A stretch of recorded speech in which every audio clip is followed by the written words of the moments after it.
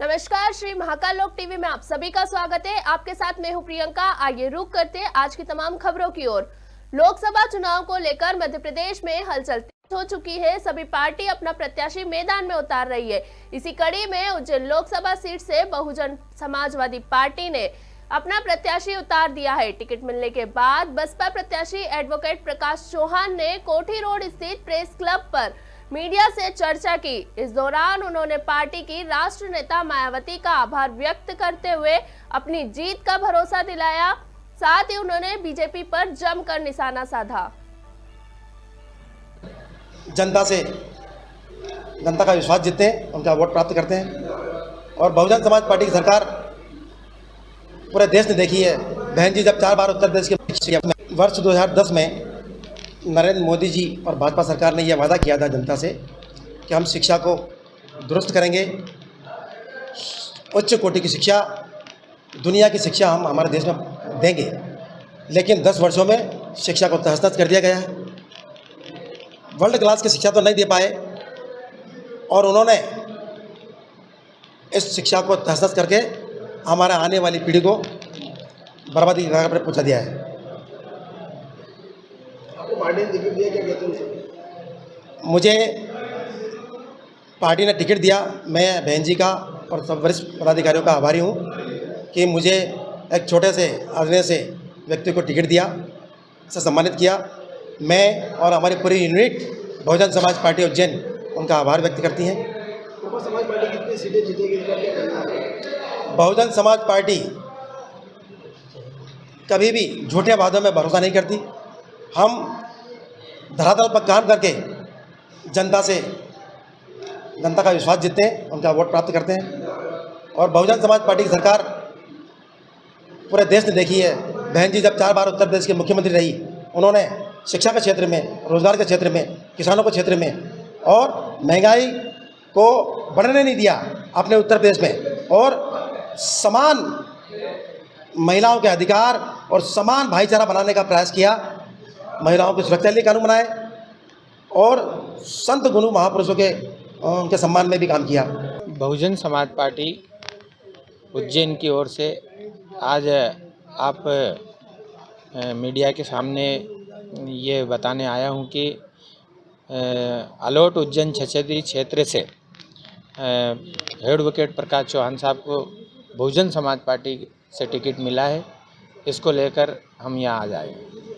किन किन मुद्दों को लेकर आप सर जनता के बीच जाएंगे? क्या जनता के बीच में हम बेरोजगारी सबसे बड़ा मुद्दा है।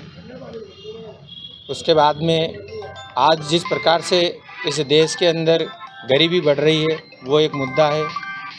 पुलिस लाइन आर्डर बिल्कुल ना के बराबर है।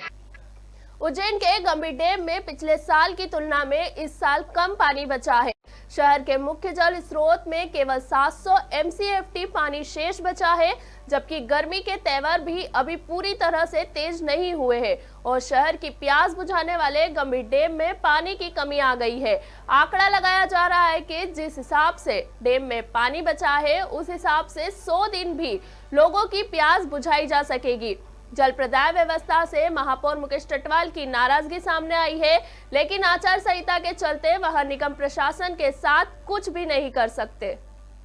उज्जैन से इंदौर मुजरिमों को पेशी पर लेकर जा रही तेज रफ्तार पुलिस बस ने बाइक सवार PHE के आउटसोर्स कर्मचारी को टक्कर मार दी। टक्कर इतनी जोरदार थी कि बाइक सवार की घटनास्थल पर ही मौत हो गई। सरपंच नरेंद्र पोरवाल ने जानकारी देते हुए बताया कि पुलिस बस की स्पीड काफी तेज थी, इसी कारण से बस समय पर रुक नहीं पाई। पहले भी कई बार आवेदन के माध्यम से स्पीड ब्रेकर लगाने की मांग की गई है, पर अभी तक स्पीड ब्रेकर नहीं लगाए गए। आए दिन यहां पर दुर्घटना होती रहती है, लेकिन अधिकारी द्वारा ध्यान इस ओर नहीं दिया जा रहा। फिलहाल शव को पोस्टमार्टम जिला अस्पताल में भर्ती कराया गया। जांच शुरू कर दी गई है। सुरक्षा को लेकर जिला अस्पताल में पुलिस बल भी तैनात किया गया है। पे जो है मेघदूत के सामने, वहां से घर की ओर जा रहे थे, बीच चौराहे पे आ चुके थे, बिल्कुल रोड क्रॉस कर चुके थे। उसके बाद कोई पुलिस की वाहन आई जो मुजरिम को लेके जा रही थी, स्पीड में थी। स्पीड के कारण इनको कोई और गाड़ी क्रॉसिंग में इनको खींचते हुए कम से कम 80 फीट ले गए और इनके पैर में, सिर में चोट आने के कारण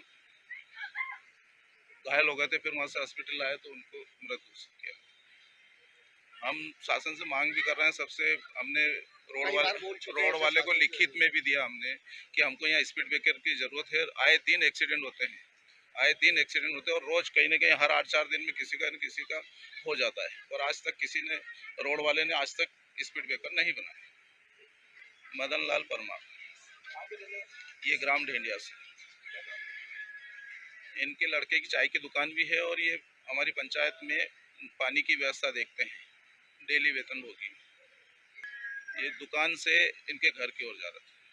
इंदौर रोड पे एक हादसा हुआ है। एक पुलिस का वाहन जो मुलिम पेशी के लिए जा रहा था, उससे एक ग्राम डेंडिया के ग्रामीण है मदन लाल, उनकी बाइक टकराई थी जिससे उनकी मृत्यु हो गई थी, जिसका PMCH में कराया जा रहा है।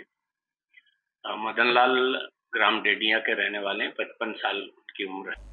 विश्व बैंक कॉलोनी में रहने वाले रिटायर्ड ASI रात को पड़ोसी के यहाँ सुंदरकांड में शामिल होने गए थे। वहां लगे टेंट के लोहे के पाइप को छूते ही उन्हें करंट लगा, जिससे उनकी मौके पर ही मौत हो गई। पुलिस ने मर्ग कायम कर शव को पोस्टमार्टम कराया। सुखनंदन सिंह विश्व बैंक कॉलोनी पुलिस विभाग में ASI पद से 2 वर्ष पहले रिटायर्ड हुए थे। परिजनों ने बताया कि लोहे के पाइप पर हेलोजन लगा था, उसका कोई वायर लोहे के पाइप से टच हो रहा था। रात में बारिश भी हुई थी, इस कारण लोहे का पाइप पानी से गीला हो चुका था। इसी कारण उसमें करंट फैला और उस पाइप को पकड़ने से सुखनंदन की करंट लगने से चपेट में आ गए। इस विभाग से रिटायरमेंट है। नाम है उनका सुखनंदन सिंह, पिता गोपाल शरण राय, जो चिमनगंज मंडी थाना अंतर्गत रहते हैं, अतिरिक्त विश्व बैंक कॉलोनी, कानूपीरा रोड, उज्जैन में। मकान के पास में ही सुंदरकांड करने गए थे। वहीं कल हवा चल रही थी तो करंट लग जाना ऐसा ज्ञात हुआ है। अभी फिलहाल शव का अंतिम संस्कार पोस्टमार्टम के बाद अंतिम संस्कार के लिए परिजनों को दिया गया। तक पुलिस विभाग से रिटायरमेंट है, पिछले 2 साल हो गए हैं। और नाम है सुखनंदन सिंह, पिता गोपाल शरण राय। मेरा नाम शंकरलाल कनौजे, ASI चिमनगंज थाना मंडी।